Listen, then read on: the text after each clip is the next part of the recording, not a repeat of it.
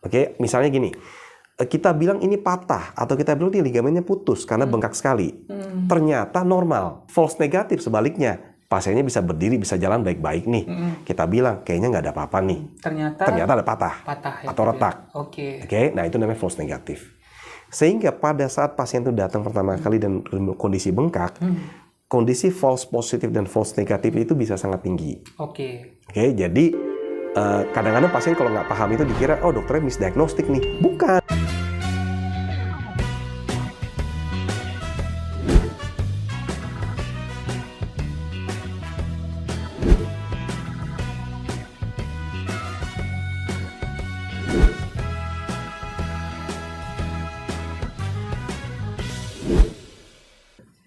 Hai sahabat Indayana, welcome back to podcast Sahabat Indayana. Apa kabarnya? Semoga sehat-sehat selalu ya sahabat Indayana. Kali ini kita kembali dengan dokter kebanggaan kita ya, Dokter Leo. Halo dokter. Selamat siang Mas Gembi. Bagaimana, semangat terus ya. Semangat dong, dok. Harus semangat dalam melayani pasien dan juga memberikan edukasi untuk sahabat Indayana di rumah. Dok, kali ini kita banyak pasiennya juga atau banyak sahabat Indayana yang mau mendengar edukasi tentang cedera ligamen lutut, dok. Ya. Nah, kali ini untuk sahabat Indayana kita bahas secara tuntas bersama Dokter Leo. Nah, sebelumnya dok, kita udah riset nih dari tim Indayana, kita ada riset bahwa menurut WHO masalah cedera pada anak dan remaja merupakan masalah utamanya adalah cedera, ya dok ya. Sekitar 42,2% masyarakat dunia mengalami cedera. Data demografi di Amerika menunjukkan angka kejadian cedera ligamen pada lutut mencapai 60 dari 100.000 orang per tahun di USA. Cedera lutut ini memiliki insiden tahunan lebih dari 200.000 kasus. Wah, banyak juga ya dokter ya. Nah, dan cedera ligamen pada lutut merupakan salah satu cedera yang umum di bidang olahraga, terutama pada olahraga yang bersifat high impact seperti sepak bola, futsal, tenis, bulu tangkis, basket, dan bela diri. Angka kejadiannya mencapai 50% dari semua cedera lutut di olahraga Indonesia. Menarik nih dok. Kasusnya banyak dan juga mungkin bisa kita share bagaimana cara penanganan dan juga tindakan untuk pertolongan kepada cedera ligamen lutut ini. Yang pertama mungkin pertanyaannya penjelasan mengenai ini apa sih dok? Silahkan. Oke. Itu pertanyaan bagus Mas ya. Selalu kita mulai dari ini apa sih? Iya. Jangan terapinya apa. Silakan dok di-share. Oke gini, cedera pada lutut itu memang salah satu yang paling sering Mas. Oke. Kenapa begitu? Karena lutut kan memang kita butuhkan adalah organ yang kita butuhkan itu untuk aktivitas sehari-hari. Ya. Jadi kita pakai buat jalan, kita pakai buat duduk, kita pakai buat olahraga, ya. Kita pakai buat sholat, ya macam-macam lah, gitu loh. Nah, salah satu tumpuan paling besar itu pada ekstremitas bawah kita adalah pada lutut. Jadi lutut itu merupakan sebuah organ yang sebenarnya sangat kompleks. Tahukah kalian bahwa gerakan lutut itu tidak hanya dua ya? Kalian pasti tahunya hanya nekuk dan lurus. Saya yakin. Iya, kan? Kita mungkin sebenarnya pasti juga nekuk dan lurus, ya kan? Jadi gerakan pada lutut itu sebenarnya ada 6. Jadi dia terdiri dari fleksi ekstensi atau nekuk dan lurus, internal dan eksternal rotasi, yaitu muter ke dalam dan keluar, dan kemudian ada gerakan varus and valgus. Nah, tapi keenam gerakan ini pada saat kita berjalan dan berlari itu merupakan sebuah kesatuan yang sinergis, yang kita sebut dengan screwing mechanism. Jadi dia seperti gerakan screw. Nah, gerakan inilah yang menyebabkan kompleksitas daripada sebuah sendi lutut. Nah, karena kita pakai untuk olahraga dan macam-macam, gerakan ini pun rawan cedera. Nah, kalau kita mengambil sebuah lutut Mas ya, sebuah sendi ya, kita mengerti dulu konsepnya. Kita sudah tahu di podcast sebelumnya bahwa sendi itu adalah sebuah organ di mana dibentuk oleh lebih dari dua tulang, yang membentuk sebuah pergerakan. Nah, kita harus tahu bahwa sendi itu dia harus stable. Nah, stabilitas daripada sebuah sendi ditentukan oleh yang namanya adalah ligamen. Ligamen ya dok ya. Nah, secara garis besar, ligamen pada sendi manapun juga itu umumnya terdiri dari 4. Secara umum nih ya, yaitu di bagian depan, bagian belakang, bagian samping dalam, dan samping luar. Ini berlaku untuk hampir semua sendi. Ya, seperti kayak kita misalkan kita pingin ambil sebuah objek, taruhlah bolpen ya, kita bikin dia mengambang di ruangan ini. Caranya kan supaya dia stabil, kita tarik tali satu ke depan, satu ke belakang, satu ke kiri, satu ke kanan. Atau tambah lagi atas dan bawah. Betul kan? Betul. Tapi kita minimal hanya butuh 4 untuk dia stabil. Nah, kalau misalnya stabilitas itu terganggu, ya, misalnya karena satu dan lain hal, satu tali itu putus atau robek, stabilitas ini jadi terganggu. Oke, paham ya? Itu dulu konsepnya dulu, gitu loh. Jadi supaya sahabat Indrayana paham, kita harus ngerti dulu konsepnya. Jadi kita bicara ligamen, artinya kita berbicara tentang stabilitas. Kalau salah satu putus atau robek karena satu dan lain hal, dia menjadi tidak stabil. Nah, kalau dia tidak stabil, problemnya baru muncul banyak.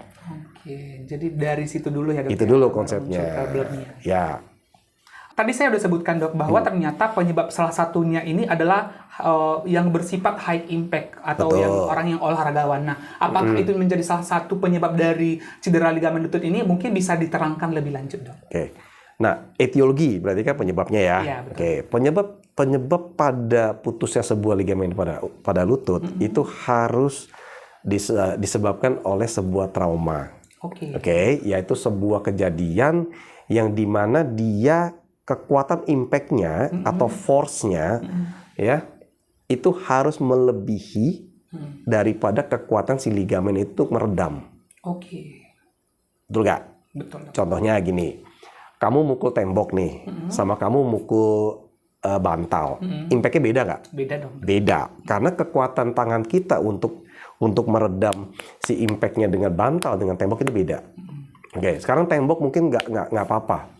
Coba deh pukul besi, beda lagi. Semakin keras sebuah objek, impact-nya akan semakin besar. Dan akhirnya akan end up dengan ada satu kejadian yaitu patah dan sebagainya.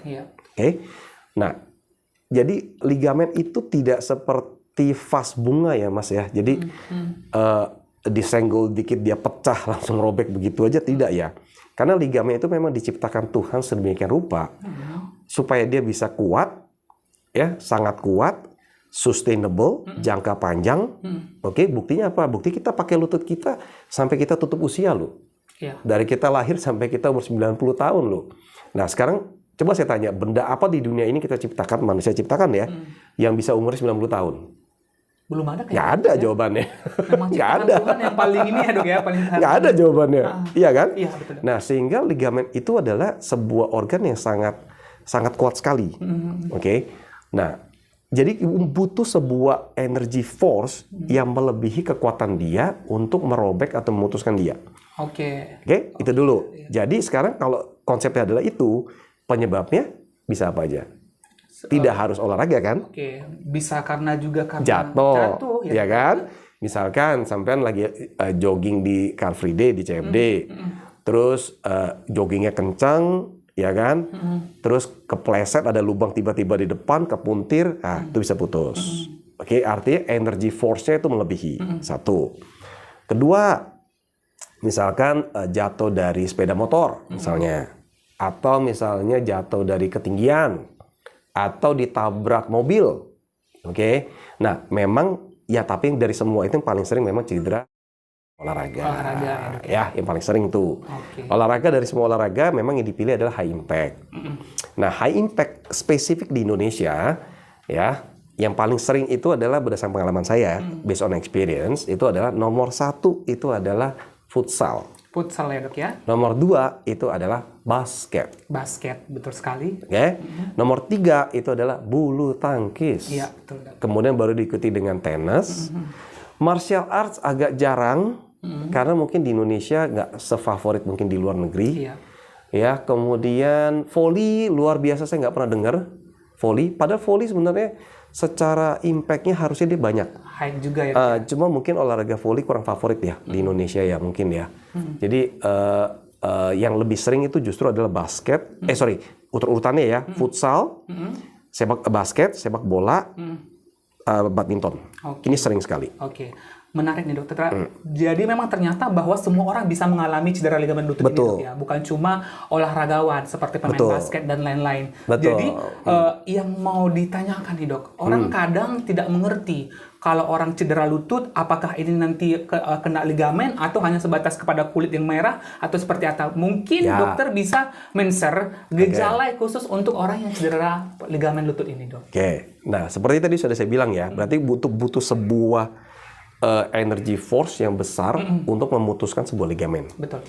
Nah, kalau misalnya ligamen itu putus, otomatis adalah berarti kejadian akan lebih banyak pada usia golongan muda. Golongan muda. Betul dong, karena muda itu lebih banyak olahraga kan. Usia tua kan lebih jarang ya. Walaupun memang dewasa ini usia tua mulai banyak nih yang tetap aktif olahraga nih, tapi tidak sebanyak usia muda. Usia tua apakah bisa terjadi rupturnya ligamen? Bisa. Kalau ya kan, tadi lagi prinsipnya cedera force-nya melebihi kekuatannya dia untuk menahan. Nah, sekarang di logika usia tua dengan usia muda, kekuatan ligamennya berbeda nggak? Berbeda dong. Berbeda. Ya kan, usia muda lebih kuat, usia tua lebih lemah. Sehingga pada usia tua kekuatan force-nya tidak harus seperti usia muda untuk merobek itu, gitu loh. Contohnya misalnya, si nenek tadi pagi kepleset karena kena keset, kakinya muntir, tapi nggak jatuh, kakinya bengkak. Oh, diperiksa ke dokter ternyata putus loh ligamennya. Karena tadi ketanganannya lebih ini. Betul, karena dia lebih lemah dibandingkan kalau usia muda, ya. Nah, tadi pertanyaan Mas Gembi adalah gejala yang bisa dirasakan orang membedakan dengan gini. Kalau misalkan ligamen itu putus, ya umumnya adalah kalau kita ngomong konteks yang paling sering ya, frekuen ya, yaitu cedera olahraga ya. Nomor satu, si penderita itu mendengar suara. Biasanya adalah suara krek, ya, krek, pop, apapun lah itu. Pokoknya ada bunyi. Oke, kalau misalnya ada suara atau ada bunyi. Biasanya saya bilang it's not a good sign. Berarti ada sesuatu nih. Jadi kalau misalkan dia itu adalah ada suatu nih ya, bunyi gitu ya. Nah, umumnya adalah robek. Jadi tanda ya dokter. Itu tanda, sebuah tanda. Nah, kalau misalnya ligamen itu putus, ya umumnya si penderita itu yang mengalami kondisi itu langsung bengkak dan tidak bisa lagi melanjutkan olahraga. Contohnya misalkan Mas Gembi lagi main futsal, terus di tackle dari belakang gitu misalnya ya, kepuntir, jatuh, guling-guling, teriak, lututnya bengkak, langsung nggak bisa digerakkan. Dibawa ke pinggir lapangan, bengkak, dikompres es, bengkak sekali. Nah, kemungkinan ligamennya putus. Dari memang itu gejala khasnya dokter. Kemungkinan, gejala khasnya. Nah, simpelnya gini, kalau setelah itu tidak bisa berdiri sama sekali, setelah cedera tidak bisa berdiri sama sekali, biasanya adalah patah. Jangan dilupakan bahwa lutut ada tulang ya. Jadi tidak semuanya murni hanya ligamen ya. Jadi kalau cedera pada lutut jangan dilupakan, ada patah nggak? Kalau langsung tidak bisa jalan, itu biasanya patah. Tapi kalau masih bisa berdiri, ya umumnya tidak patah. Tapi jangan dilupakan, mungkin dia ada retak, yaitu fraktur yang tidak komplit, atau cedera ligamen. Gitu loh, ya. Jadi rule pertama adalah kalau cedera olahraga, ya kan, pikirkan yang tadi saya bilang. Dok. Wah, menarik sekali nih Sahabat Indriana. Nah, namun kadang gejala ini nggak bisa dibendung dokter. Pasti ada nyeri dan lain-lainnya, dan datang ke rumah sakit. Biasanya pemeriksaan apa yang dilakukan dokter untuk memastikan ini adalah cedera ligamen lutut? Rule pertama dari kita nyebutnya ATLS ya. Jadi kalau misalnya ada pasien ke UGD, rule pertama untuk menyingkirkan apakah ini pasien ini mau diapakan gitu ya. Rule nomor satu adalah tentukan dulu ini ada patah apa tidak. Nah, hal paling simpel yang dikerjakan adalah X-ray. Karena X-ray itu paling sensitif untuk menentukan apakah seseorang itu ada patah atau tidak. Karena kalau ada patah, penanganannya langsung beda. Penanganannya adalah urgent. Kalau dia tidak patah, kita masih bisa wait and see. Jadi tentukan dulu X-ray dulu. Ini ya tentunya setelah pemeriksaan fisik ya. Nah, X-ray itu ada patah apa tidak. Bila tidak ada patah, biasanya dokter itu akan memberikan balutan elastic bandage namanya, yang warnanya coklat biasanya, atau diberikan brace, ya, diberikan obat tulang selama 2 minggu. Nah, setelah 2 minggu, enak tidak enak, biasanya disarankan kembali ke dokter. Untuk konsultasi balik ya dokter ya? Untuk konsultasi balik. Bila masih sakit, ya biasanya dilanjutkan untuk pemeriksaan lebih lanjut, diperiksa lagi lebih detail. Karena pada saat awal cedera masih bengkak, umumnya pemeriksaan itu akan memberikan false positif atau false negatif yang tinggi. Apa itu false positif, false negatif? Udah pernah saya jelasin ya? Belum? Sebelumnya belum. Belum ya? Mungkin dijelaskan di podcast ini. Gini, khusus untuk podcast ini. Gini. False positif itu gini, artinya adalah kita menjadi dia overdiagnostic. Jadi tadinya negatif, kita katakan positif. Karena dia lagi bengkak. Misalnya gini, kita bilang ini patah atau kita bilang ini ligamennya putus karena bengkak sekali. Ternyata normal. Itu namanya false positif. False negatif sebaliknya. Pasiennya bisa berdiri, bisa jalan baik-baik nih. Kita bilang kayaknya nggak ada apa-apa nih. Ternyata ada patah ya, atau retak. Nah itu namanya false negatif. Sehingga pada saat pasien itu datang pertama kali dan kondisi bengkak, kondisi false positif dan false negatif itu bisa sangat tinggi. Jadi kadang-kadang pasien kalau nggak paham itu dikira, oh dokternya misdiagnostik nih. Bukan.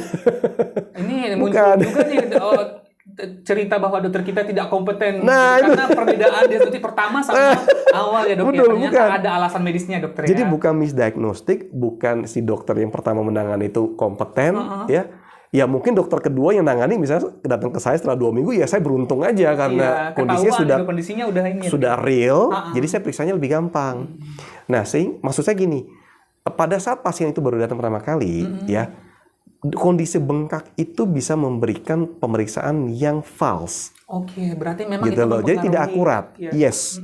Sehingga pasti kita akan menyuruh ibu, bapak, kalau misalkan nanti 2 minggu sudah obat habis, datanglah kontrol. Sembuh tidak sembuh, datang kontrol. Gitu loh. Bahasanya pasti gitu kan. Tapi masalahnya kebiasaan kita adalah orang Indonesia tuh kalau misalnya sudah enak hilang, nggak mau datang lagi. Apalagi ya kalau memang dia diagnosanya tidak patah atau sama sekali. Ya, tidak akurat gitu ya. Terus kalau misalkan tidak masih sakit, ada 2 kemungkinan, dia balik lagi atau dia pindah ke orang lain. Betul dok. Gitu, dokter lain bahwa dokter pertama tidak kompeten nih, miss nih, kok bisa patah aja dia nggak tahu nih, atau ligamen putusnya dia nggak tahu nih. Sebenarnya tidak semudah itu Mas Gembi, karena pada pertama itu false negatif, false positif sangat tinggi. Nah sehingga biasanya kita perlu follow up treatment, follow up diagnostik namanya. Jadi pasien datang lagi ke kita kasih tahu lagi gitu ya. Cuma mungkin seringkali mungkin pada saat penanganan awal mungkin pemberian edukasinya itu mungkin kurang detail sehingga pasien tidak tahu apa yang diharapkan. Mungkin itu ya. Tapi pembelaannya tanda kutip gitu ya. Tapi memang itu berlaku di medis ya dok ya, positif sama negatif ya. Sehingga juga sahabat Indriana bisa mengerti keadaan yang memang seperti itu akan terjadi seperti itu. Jadi saya cuma minta adalah bahwa tolong jangan cepat-cepat dong ngejudge gitu loh, bahwa misalnya, oh ini miss nih, misdiagnostik dong kemarin dokternya kurang pinter nih, gitu kan, dokternya nggak berkompeten nih, gitu kan. Saya tidak orang seperti itu dokter. Banyak gitu loh, tapi bukan itu yang kita maksud. Yang kita ini adalah kalau kamu follow up, nah false negatif, false positif sangat tinggi, gitu loh. Nah nanti pada saat datang lagi 2 minggu lagi, baru kita periksa detail. Apakah dengan X-ray lagi dok atau yang lain? Biasanya kita periksa secara detail physical exam dulu. Physical examination misalkan, goyang banget nih, bengkaknya udah reda, goyang nih. Nah begitu goyang, kita pemeriksaan penunjang namanya. Nah pemeriksaan penunjang yang paling mudah yang biasanya saya kerjakan adalah ultrasound atau USG. Nah USG adalah salah satu yang paling gampang dan paling cepat tuh buat screening. Nah kalau USG itu kita ada kecurigaan ke arah sana, biasanya kita lanjutkan dengan pemeriksaan yang namanya MRI atau Magnetic Resonance Imaging. Nah kalau MRI spesifik untuk soft tissue atau ligamen dan kawan-kawan, dia sangat sensitif 95%. Dan memang pasti hasilnya sama seperti yang kita curigai ya dokter. Betul. Ya. Walaupun tetap ya 95% ya. 95% ya. Tidak masih ada 100 ya. Masih ada kemungkinan ya, ya dokter tidak ya. 100 ya. Oke. Jadi kadang kalau pasien nanya, kok nggak 100 nih, kok nggak akurat nih, padahal kan udah pemeriksaan tertinggi. Nah, sekali lagi sahabat Indrayana, bahwa kembali lagi ke konsep prinsip nomor 1. Iya. Ciptaan manusia selalu tidak sempurna. Menarik nih dokter, sahabat Indrayana juga sangat menarik pembicaraan hari ini dok. Gitu loh. Bahwa ternyata tadi dokter bilang bahwa setelah nih tegak diagnosa dari hasil pemeriksaan diagnostik dari MRI ini dok ya, 95% ya kalau nggak salah dokter ya. Nah, apa yang dilakukan? Pengobatan apa yang biasa dilakukan untuk pasien yang cedera lutut ini dok? Oke, nah sekali lagi kita tentukan dulu ini patah atau tidak patah. Oke. Itu dulu konsepnya. Datang ke UGD patah atau tidak patah. Kalau patah berarti kita masuk ke penanganan patah tulang. Sudah pernah kita bahas tuh. Penanganan patah tulang apa saja. Oke. Kalau tidak patah tulang, otomatis kan penanganan tidak patah tulang. Tidak patah tulang ada 2 outcome-nya. Bisa tidak ada apa-apa, bisa juga ada apa-apa. Kan gitu, ada sesuatu atau tidak. Kalau tidak ada sesuatu, setelah 2 minggu kontrol baik-baik saja, gitu ya, tidak ada apa-apa, biasanya boleh lanjutkan aktivitas senormal mungkin. Ya, berarti kemungkinan hanya sprain atau strain, ya sprain atau strain, jadi kesleo atau tertarik daripada muscle aja. Yang which is akan heal dengan sendirinya atau sembuh dengan sendirinya. Jadi nggak perlu tuh nggak perlu dipijit, nggak perlu diapa-apain, didiemin pun dia akan sembuh. Oke.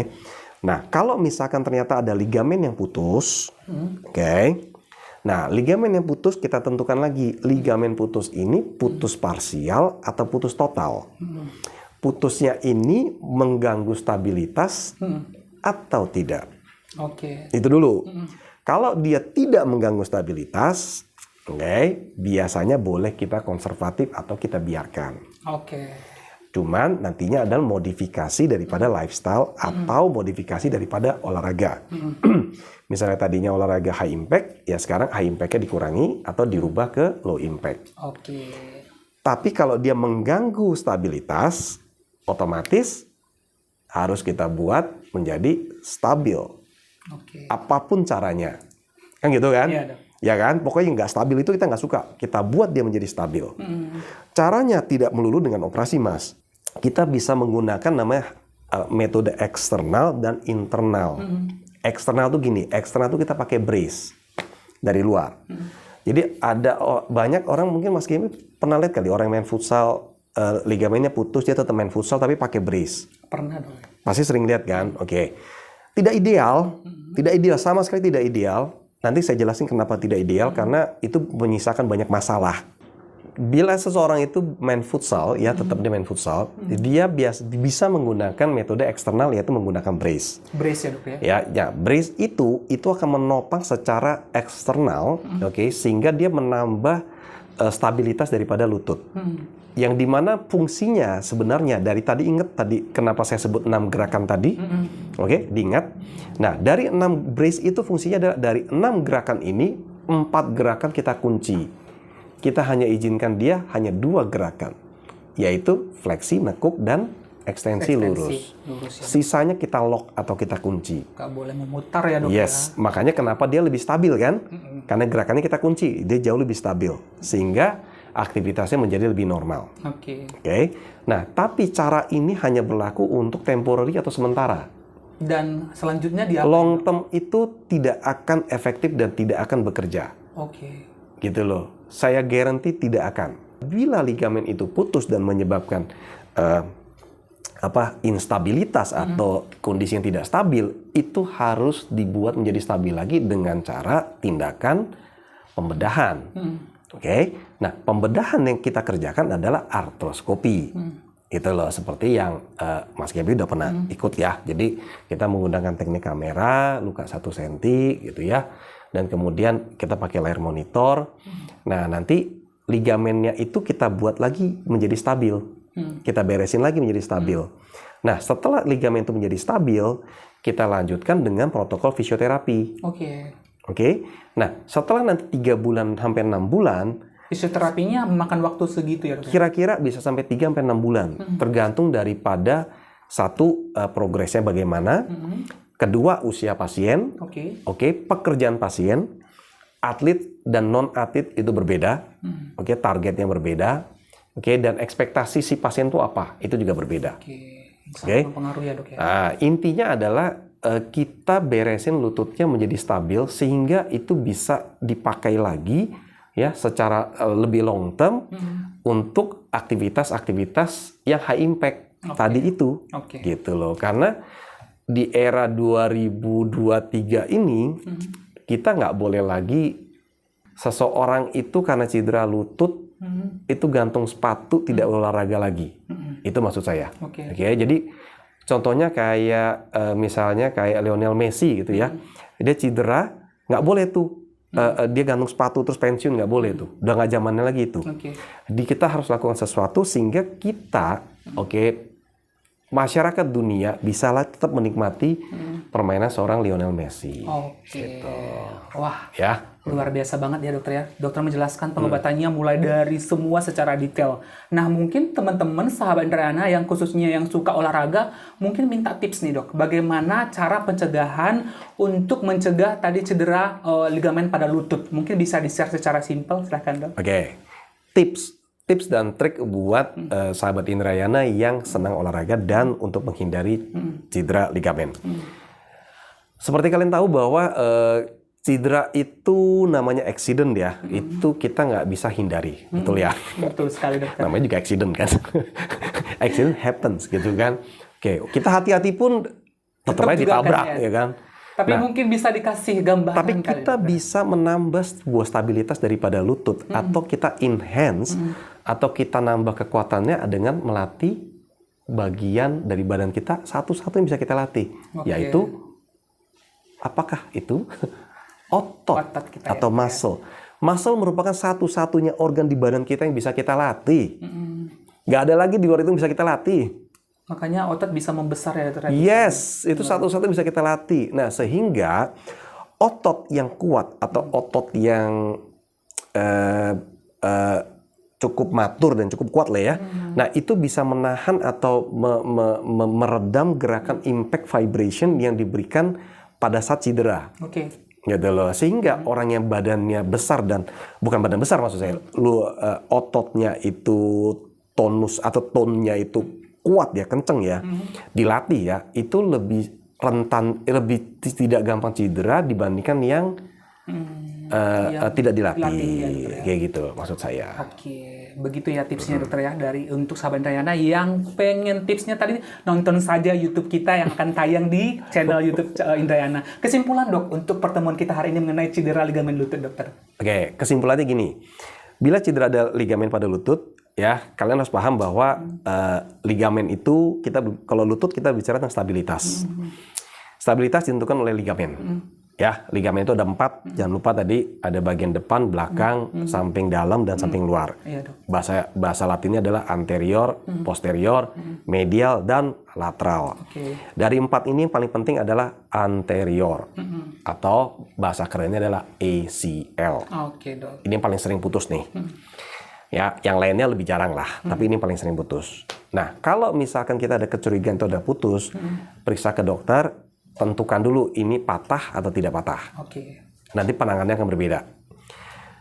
Kalau misalnya dia tidak patah, dia cedera ligamen, kadang-kadang cedera ligamen itu agak sulit ditentukan pada saat dia datang awal. Sehingga baru bisa kita lihat 2 minggu kemudian setelah bengkaknya reda. Nah, setelah bengkaknya reda baru ditentukan. Kalau ligamennya yang putus itu menyebabkan instabilitas, usia muda itu wajib hukumnya dibenahi. Kalau dengan cara artroskopi. Ya, kalau usia tua, ya biasanya kita lihat ekspektasinya bagaimana, kemudian masih aktif apa tidak, ya. Kalau usia misalnya 70 tahun tapi dia masih maraton, dia masih main futsal, masih main tenis, ya kita juga repair.